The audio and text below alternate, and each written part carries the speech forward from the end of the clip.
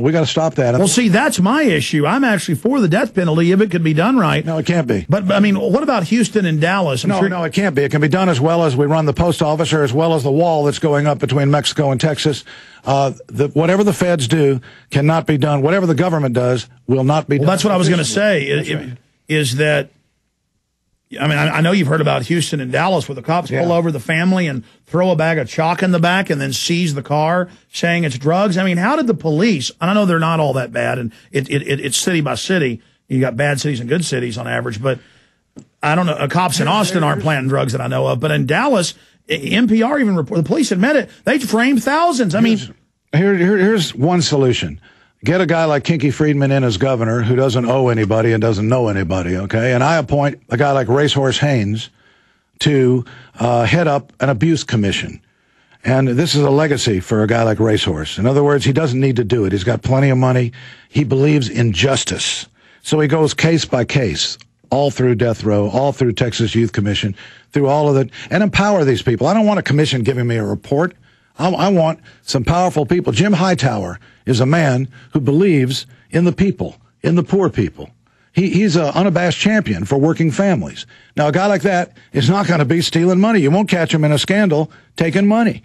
He really cares about his job. Rick Perry has appointed people that are going to leave a very long Nike footprint on the forehead of Texas. Well, absolutely. I mean, you know, love Kinky Friedman or hate him, folks, and I love him. We need to get him elected governor because of the other choices we have. I mean, if Ron Paul was running for governor, I'm sorry, Kinky, I'd have to go with Ron Paul. But you know, because I mean, I'm 100% with him, or I'd say 99%. But I mean, you are a good, genuine, real guy who wants to do good and wants to follow the Bill of Rights and Constitution. And you've got the establishment Democrats against you. The people love you, and I've seen the numbers out there. How do folks get you elected as governor? How do we ensure you do run? I mean, I can tell you're fired up. You're going to run, aren't you? Yeah. It's almost a done deal. And the reason is that I know I can excite the grassroots, and that's where the Democrats have lost ever since Ann Richards. They have failed to excite the grassroots. So the libertarians and the independents just stay home. This time, the Kinky Democrat idea, the year of the Kinky Democrat, it'd be like a Reagan Democrat, except going the other way. The Reagan Democrat voted Republican. The Kinky Democrat votes Democratic in the Democratic primary, which, by the way, Alex, is very easy to do. It's an open primary. You can be a Republican and you can say, you know, I've had it with these two Barbies spending all this money attacking each other for what? They've both been in politics their whole adult lives. You know, they've got nothing fresh or new to offer. We'll vote for Kinky. We'll be Kinky Democrats. You know, as much as I don't like Rick Perry, and he's been on the show before, by the way, as much as I don't like him, I really don't like Kay Belly Hutchinson. I mean, she really is a completely fake person. I mean, she is, I mean, at least Perry's got some personality, and I mean, with her, this really is a power-hungry crone. Rick is I do think he's a nice guy. I would say he's clueless as far as the people are concerned. He's had plenty of time now. He's had 9 years, right? He's moved us, I think, from 49th to 48th in education in that time. Well, which one do you dislike more?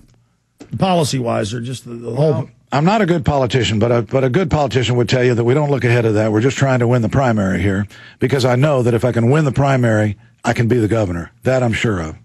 Absolutely. I mean, the Democrats ran weak candidates last time. Yeah. And you know, I mean, I tell you, I fell under Jesse Ventura's orbit there, and there's a lot of wisdom that those people in Minnesota have.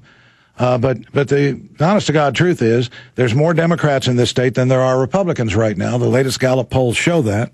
And if you add the independents and the libertarians to that, it's a slam dunk. I mean, we will beat the Republicans, but we'll only do it with a guy like me who is a common-sense, old-school guy. Your only problem is going to be, people are already finding out Obama's going back on his promises, and that Democratic support may be eroding by 2010 somewhat. But I still think it's going to be... I mean, like you said, for the first time in decades, or in half a century, Texas is more Democrat than Republican. Obama's done a couple of really good things. One of them, he's made people believe that their vote matters, that their vote could count. You know, he did bring in a lot of new voters. Alex, I can't tell you how many people I talked to who supported me and just concluded that there was no way I could win, and their vote wouldn't. Very foolish. Didn't vote. Yeah, lots of those folks. And this time, I think they may take it. All right, let me throw the phone number out: 1-800-259-9231. Specific, quick questions for Kinky Friedman in this segment and the next. 1-800-259-9231 on this live Wednesday, June 3rd, 2009 transmission.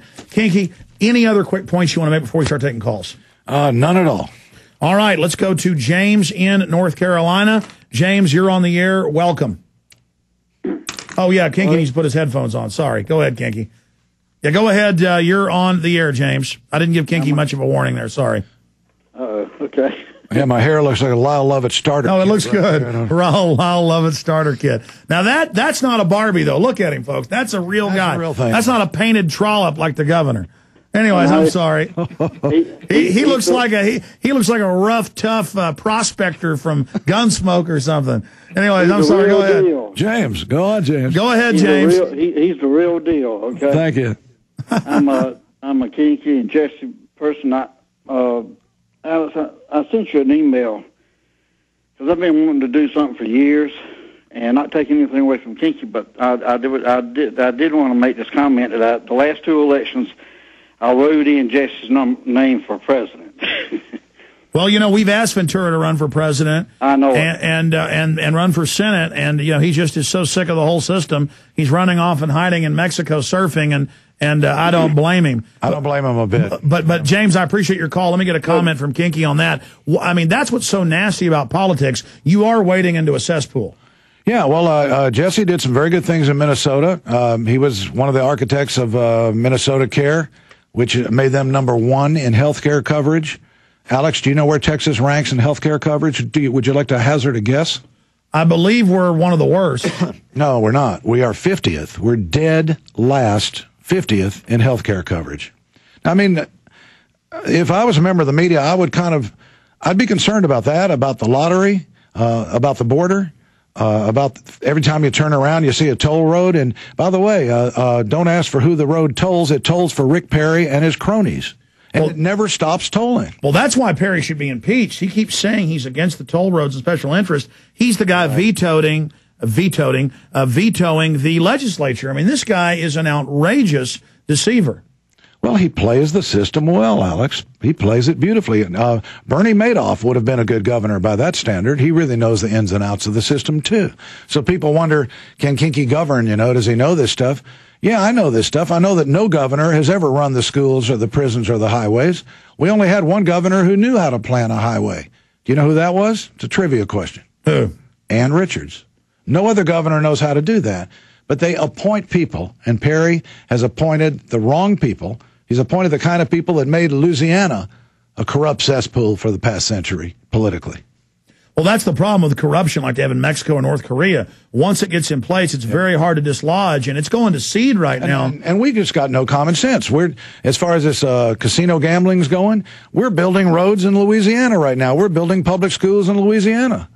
I mean, why aren't we more concerned with getting the money back here for our own economy in Texas? Well, I'm no big fan of gambling, but it'll save Galveston. But certainly what it used to be there. But I mean, the whole issue is that why do you have the state running it? I think the state should get out of the lottery, and if people want to have that stuff, that's their business. Well, it certainly shouldn't be a foreign corporation. Texas has leaned on foreign corporations for the toll roads. We do for everything. If we do build a fence there with Mexico, it's probably a foreign corporation that's going to have to run it. That's just ridiculous. I mean, we either do it ourselves or don't do it.